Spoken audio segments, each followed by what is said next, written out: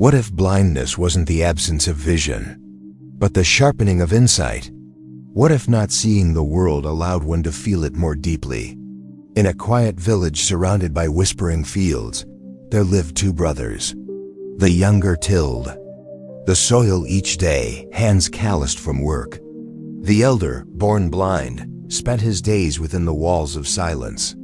While one brother moved through the world with eyes open, the other listened to the rhythms beneath it. Their land was troubled. Animals trampled the crops, wild and unchecked. Frustrated, the younger brother devised a plan: build a small shelter in the fields and place his blind brother within it. "Listen," he said. "If you hear an animal, raise your voice. That will be enough to drive them away." And so, the elder brother sat in solitude, surrounded by rustling grass and the songs of the earth. He did not see the intruders, but he heard them: hooves in the distance, breath in the wind, the subtle rustle of fur brushing past leaves. With each sound he called out, and the animals scattered. One morning, a gentle disruption came. A deer, light-footed and frantic, broke through the fence. Moments later, a royal caravan arrived. A king, breathless, dismounted. "Have you seen a deer?" he asked. The blind man turned toward the voice and calmly replied, "I saw nothing." "But what passed here is not worth chasing." The king froze. How could a man without eyes speak with such certainty? Asterisk. The king narrowed his gaze, suspicion flickering behind his regal posture. "You say it is not worth chasing, and yet you claim not to see. How would you know?" The blind man tilted his head slightly, as if listening beyond the king's voice. "Because what ran past me was not driven by fear, but by protection. That was not a deer fleeing death. It was a mother shielding life." The king's eyes widened. "You dare tell me the deer is pregnant?" "I do not dare," the blind man said gently. "I simply know." Struck by disbelief, the king summoned his commander. "Bring me the animal, alive. I must see for myself." While the command was carried out, silence sat between them. The wind combed the tall grass. A bird called in the distance. The blind brother remained still, his face tranquil, as if nothing in the world could shake him. He was not a man waiting to be proven right. He was simply at peace. When the soldiers returned, their faces told the story before their mouths could. "Your Majesty," the commander said, eyes wide, "he is right. The deer is with child." The king stepped back, shaken. "But how? How can a blind man see what my eyes could not? How did you know?" The blind man folded his hands. "Eyes are not the only path to knowing. Sometimes they are the loudest distraction." The king stood quiet, his pride crumbling.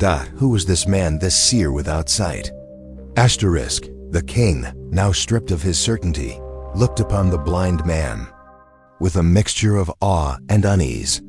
"Tell me truly," he said, his voice softer than before. "Are you blind or merely pretending?" The blind man smiled faintly. "Your Majesty, the eyes in my face may not open, but another kind of seeing has long awakened within me." The king lowered himself to the earth, humble before a man with no throne, no wealth, and yet wisdom that bent even royalty. "Then, I must ask you something. A question that has tormented my heart." The wind fell still, as though even nature leaned in to listen. "Is my queen faithful to me?" the king asked. The blind man's expression did not change. "Majesty, you have reigned for many seasons, walked through many trials. Why does this doubt now rise in your heart?" The king's voice sharpened. "That is not your concern. I command you to answer. If you refuse, I will have no choice but to punish you with your life." A silence fell heavy over the field. The blind man remained unmoved. "Very well," he said at last. "I will answer, but not as a parlor trick. If you truly seek the truth, you must grant me one condition." "Name it," the king replied. "You must leave me alone with your queen, just for a moment." The king's eyes burned with fury. You insult me. But curiosity held him still. What could possibly be revealed in such a meeting? Asterisk, the king wrestled with the storm inside him. Rage clashed with curiosity, pride with an ache for truth. His fingers curled around the hilt of his sword, but he did not draw it. Very well, he said through clenched teeth. You shall have your moment. He turned to his commander. Take this man to a quiet chamber. Summon the queen. Leave them alone and wait outside the door. And so it was done. In the silence of that room, the blind man stood still, his breath steady as a mountain wind. When the queen entered, she looked at him with contempt. You asked for me? She said coldly. Yes, he answered. I wish to touch your hand. The queen recoiled. You dare? The blind man lowered his head, saying nothing more. Suddenly, a fury burst within her. Without warning, she struck him hands, fists, even her feet. Anger flowed from her like wildfire.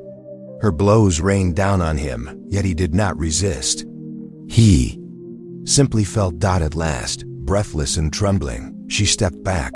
The door creaked open. The blind man emerged, his clothes dusty, his face calm. The king rose. Tell me what happened. Is she faithful? The blind man bowed. Your Majesty, no, she is not. The king drew his sword, storming toward the queen. Confess. Tears welled in her eyes. Yes, she whispered. I am not faithful. The sword fell from the king's hand. How could the blind man have known when sight itself had been blind? The king, stunned, turned away from the queen. His breath was shallow, as if the truth had stolen the air from his chest. Slowly, he walked back to the blind man, whose stillness now seemed almost sacred. Tell me, the king said, voice trembling. How did you know? You could not see her face. You could not see her eyes. What revealed her betrayal? The blind man's voice was calm, like water flowing over stone. Majesty, I asked only to touch her hand. A faithful woman would have stepped away. A dignified woman would have declined. But instead, she struck me violently, repeatedly. He paused, then added, in her rage, she touched more of me than I ever asked for.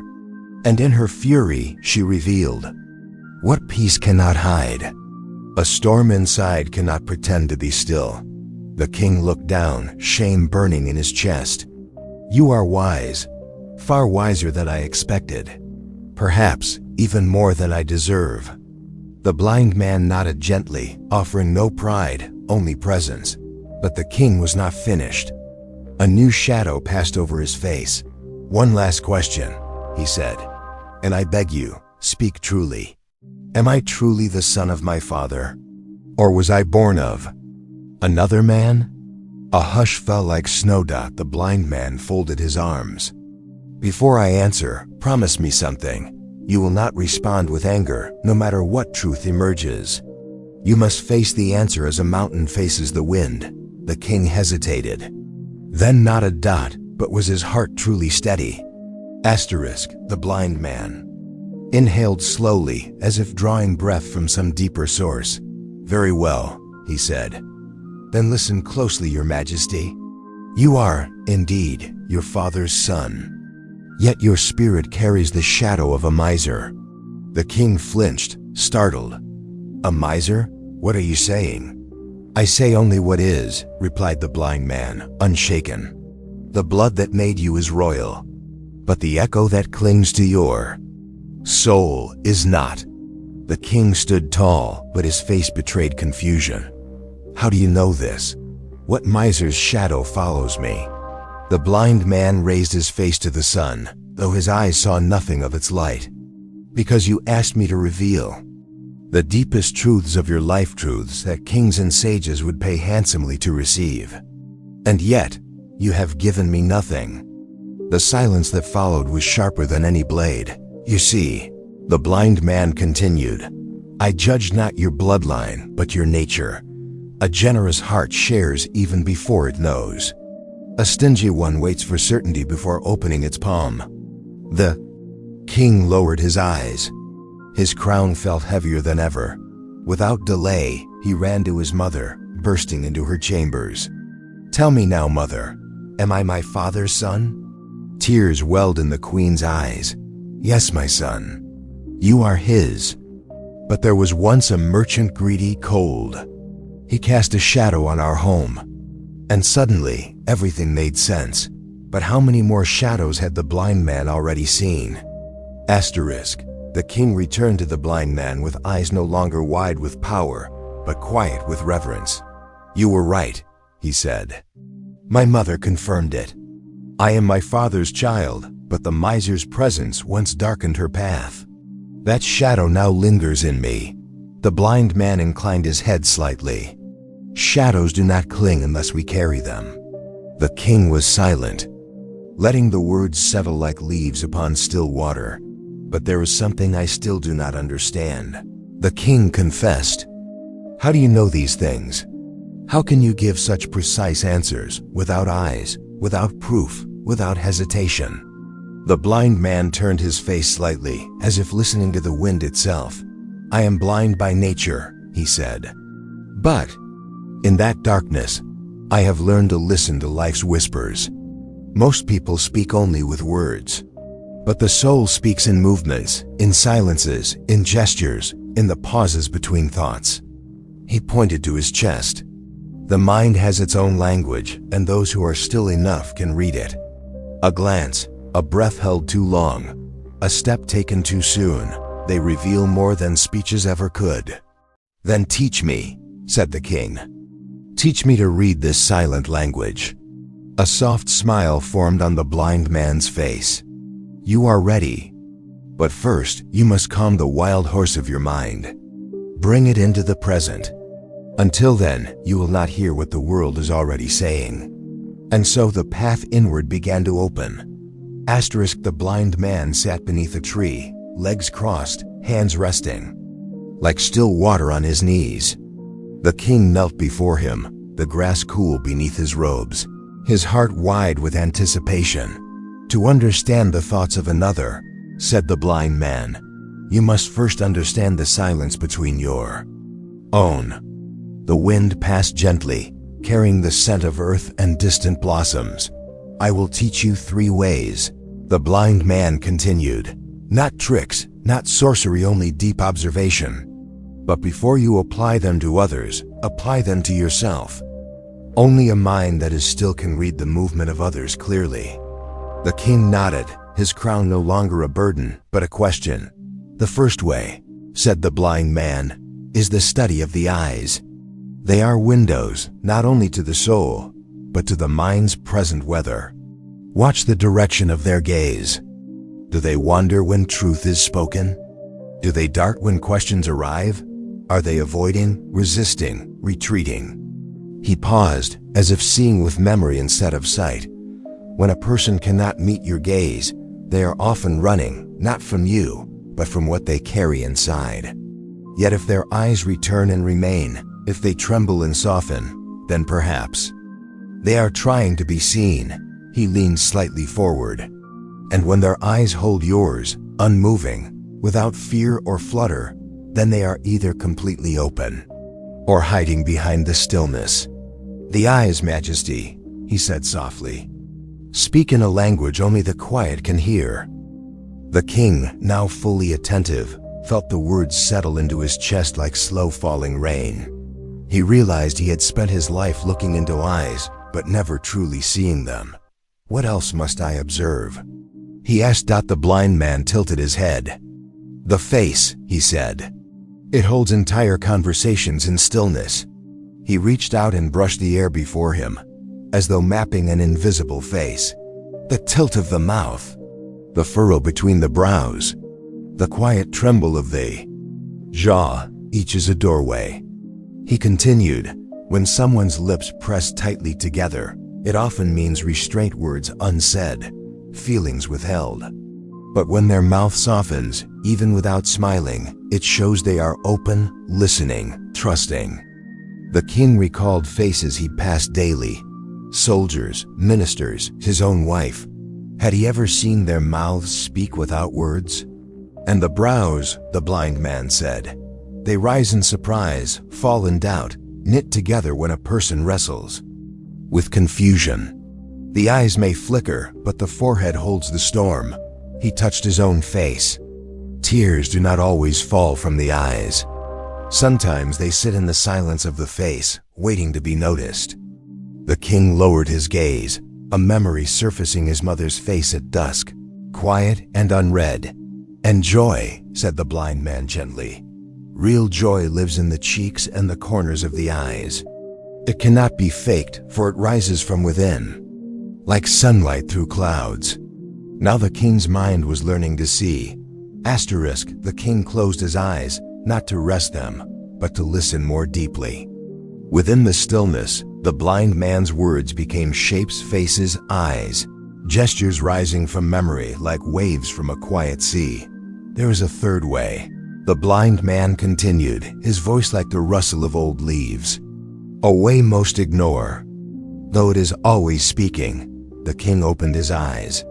What is it? The body, said the blind man. The gestures, the breath, the posture of presence or the flinch of fear. When the mouth lies, the body still tells the truth. He shifted slightly on the earth. A foot turned away may speak of discomfort. Arms crossed may guard a heart. A shoulder raised may carry the weight of something unspoken. And the hands, they are storytellers without tongues. The king thought of his queen again, not her words, but the way her fingers tapped the table when silent, or how she held her arms tightly when he asked simple questions. Movement is a language, the blind man said. Not just walking and turning, but leaning, pausing, fidgeting. When someone touches their face often, they are uncertain. When they lean toward you, they long to be heard. He smiled faintly. And when they pull away, even slightly, they fear what they feel. The king's breath deepened. Together, said the blind man. The eyes, the face, and the body reveal what words dare not. At last, the king understood. The silence of others is full of sound. The king sat still, no longer as ruler, but as student. The air around them thickened, not with noise, but with meaning. The blind man's words had become a mirror, showing the king what he had never dared to see. How did you learn these things? The king asked. Were you always this way? The blind man nodded slowly. I was not born blind. Once I saw with eyes like yours, bright, eager, restless. But in youth, an illness took the light from me. I grieved, yes, but in that darkness, I began to hear life more clearly. He touched his chest softly. In losing one sense, I awakened another. Gautama Buddha once said that true seeing comes from stillness. I had no choice but to be still. The king looked at him with new reverence.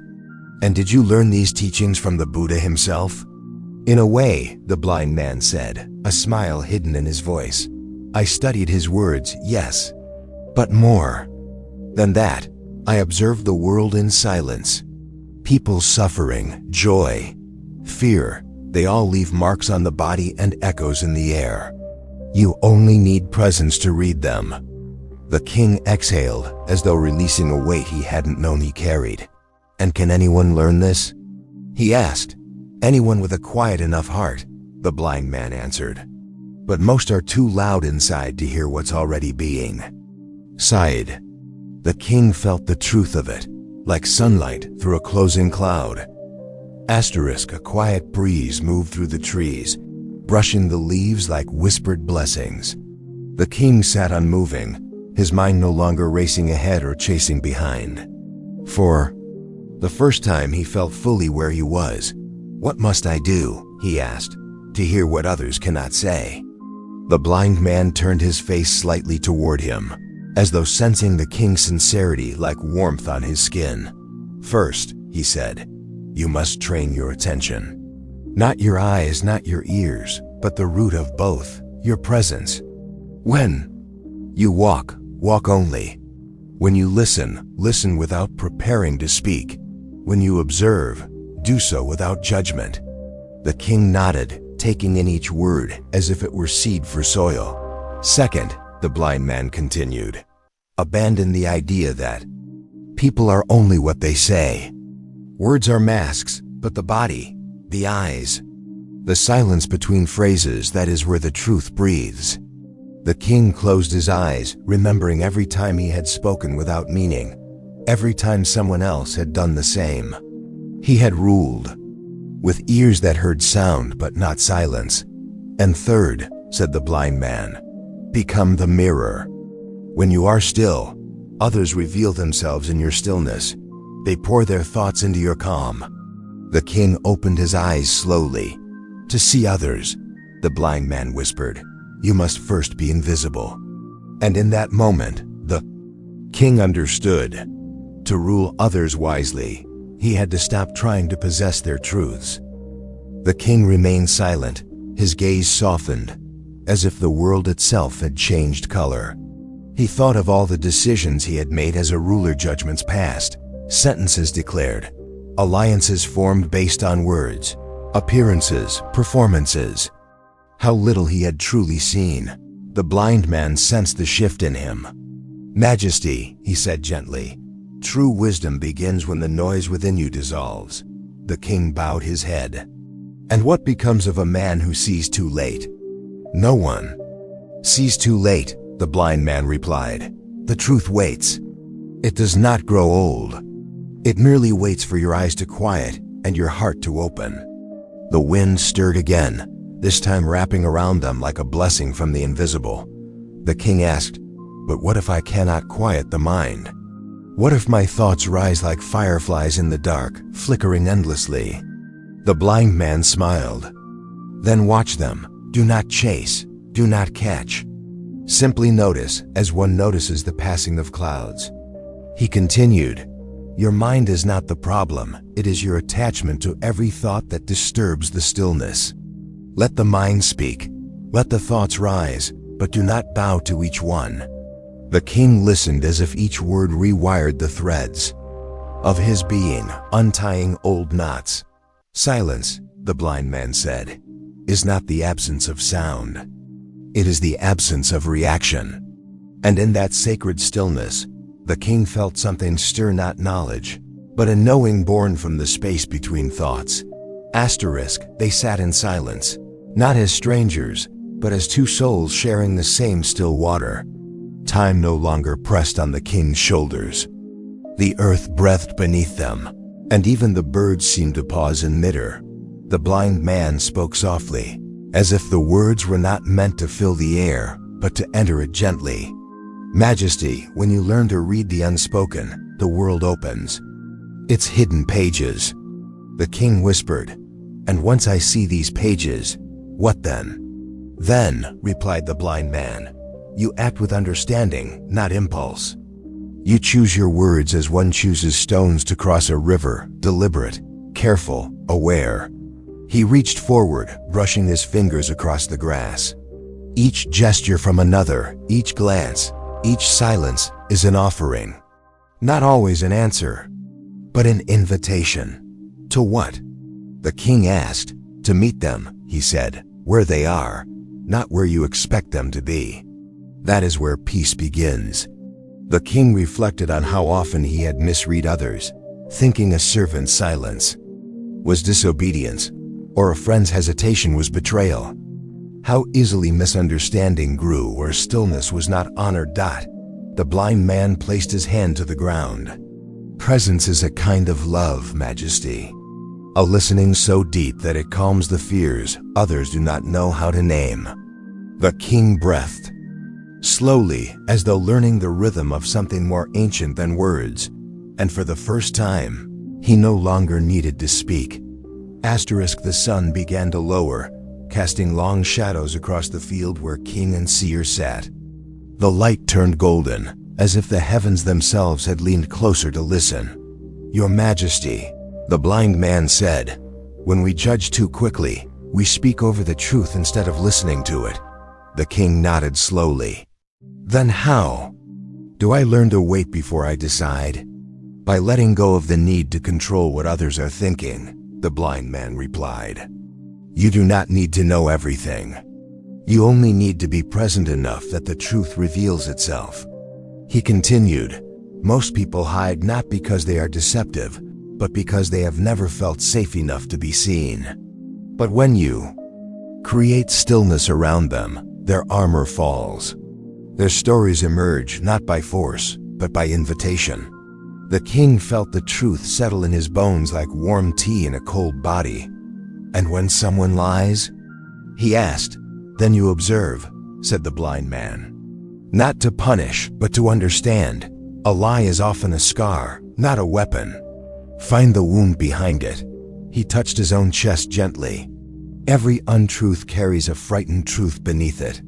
The sky deepened into a softer blue. The king gazed upward, and for once, he did not feel far from the stars. In learning to read others, the blind man said, you must also learn to forgive them. The king closed his eyes, and something within him bowed. Asterisk, a hush lingered between them, not from absence, but from fullness. The king felt as though he were standing at the edge of something vast, not a cliff, but a threshold within himself. The blind man's voice broke the silence, soft as moonlight. Majesty, most people do not wish to be understood. They wish to be felt without defense, without judgment, without masks. The king considered this. And what of justice, he asked. Is feeling others enough to rule them wisely? The blind man smiled. Justice without compassion is only punishment. True justice begins when you understand the fear behind the action, the loneliness behind the rage, the confusion behind the lie. He paused, listening to the rhythm of the breeze. That does not mean you abandon truth. It means you deliver it gently, like a lantern, not a sword. A lantern shows the path. A sword cuts it. The king thought of the many times he had spoken with harsh certainty, not realizing that gentler words might have opened hearts instead of closing them. Your presence, the blind man continued, can be a refuge or a storm. You choose what others feel in your company. Let them feel safe enough to remove their armor. A leaf drifted between them, spiraling toward the earth, unnoticed by everything except their silence. Begin with stillness, he whispered. Then, let your seeing come from listening, not assuming. The king placed his hand on the earth dot, and for the first time, he wished not to command, but to connect. Dusk settled over the land like a prayer. Shadows lengthened across the field, and the light grew softer, as if the world itself was exhaling. The king sat quietly, his robes dusted with earth, no longer concerned with posture or pride. In the company of the blind man, he felt something rare, simplicity, majesty. The blind man said, now that you have seen how to read others through eyes, through silence, through gestures, there's one more truth you must face. The king turned toward him, his voice low. And what is that? You must read yourself. The words struck deeper than any lesson before. We spend our lives trying to interpret the world around us. The blind man continued, but we forget to look inward. Your face has expressions you've never noticed. Your body holds patterns you've ignored. Your thoughts move like wind, and you chase them without pause. The king felt exposed but not ashamed. How do I begin? He asked. Watch yourself as if you were a stranger. How do you speak when you're uncertain? How do your hands move when you're afraid? Where does your mind go when no one is watching? The king remained still, his breath slowing. When you can read your own fears without judgment, you will see them and others with compassion. The wind brushed against them like a whispered vow. And when you no longer run from your own truth, said the blind man, you'll stop fearing the truth in others. Asterisk night had begun its gentle descent. A few stars pierced the sky, flickering like ancient eyes watching from the void. Still, neither man moved. The conversation was no longer between two voices, it was between awareness and awakening. The king's voice was now that of a seeker. You speak of watching myself, but what if I do not like what I see? The blind man nodded slowly. then welcome it all. Do not turn away. The parts you dislike are not enemies. They are children of your past, asking to be held and understood. He continued, darkness only deepens when we deny it. But when we sit with it, patiently, gently, it becomes a teacher. What you reject within yourself will haunt you.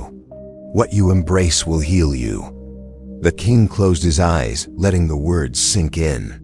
He saw memories, moments of anger, fear, pride, and silence. He had been quick to judge others, never realizing how much he had judged himself. I was raised to lead, he whispered. But no one taught me how to see. You are seeing now, said the blind man. Leadership is not built on control. It is built on presence. Not presence for others first, but presence within. The king inhaled deeply, and for a moment, it felt as if he had never truly breathed before. Sit with yourself, Majesty, the blind man said. Sit without defense, without role, without noise, and the truth will speak. And under the stars, the king began to listen inwardly.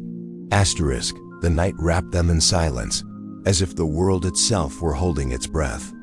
A soft wind stirred the grass, and somewhere far off, an owl called a voice from the unseen, reminding them that darkness is also a teacher. The king remained seated, eyes open, yet turned inward. For the first time in his life, he was not thinking of laws, borders, or legacy. He was thinking of the space behind his thoughts, the stillness beneath his power. The blind man spoke once more, his tone gentle, almost fatherly. Majesty, now that you have learned to read others and yourself, there's one more thing I must offer. The king lifted his gaze. Yes? Practice, he said, not as a duty but as a return. Each day, sit with silence. Observe without reacting. Walk without rushing. Listen as if every sound is sacred. He reached out, placing his hand on the earth. Let your awareness touch everything, the wind, the breath, the sorrow in others' voices. These are the scriptures written in life itself. The king felt a deep stillness rise in his chest, like water filling a long dry well. Presence is not a concept, the blind man continued. It is a daily act. You do not achieve it once, you cultivate it endlessly. And in that cultivation, wisdom grows like a tree quietly, patiently, without demand. The stars overhead shimmered, as if nodding in agreement. And in that quiet moment, the king knew this was the beginning, not the end. The night sky stretched wide above them, a silent expanse woven with stars. The king, once burdened by doubt and pride, now sat like a disciple before the altar of stillness. He looked toward the blind man and said, "You have given me more than answers. You've given me a path." The blind man smiled faintly. "No. Path was given, Majesty. You simply stopped long enough to see that it was always beneath your feet." They sat together for a while, no longer needing words. The wind passed gently. The field rested. Time bowed to the silence. At last, the blind man spoke. "Go now, rule not with eyes but with awareness. Do not chase truth. Create space and it will come to you." The king stood slowly. The earth beneath him felt different, more alive, more sacred. He turned, placing a hand to his chest. "What can I offer you in return?" The blind man lifted his face to the stars. "Offer your presence to the world. Listen deeply, act with compassion, and teach others not by command, but by calm." As the king departed, his footsteps were slow, reverent. He did not feel like he was leaving a teacher, but returning to himself.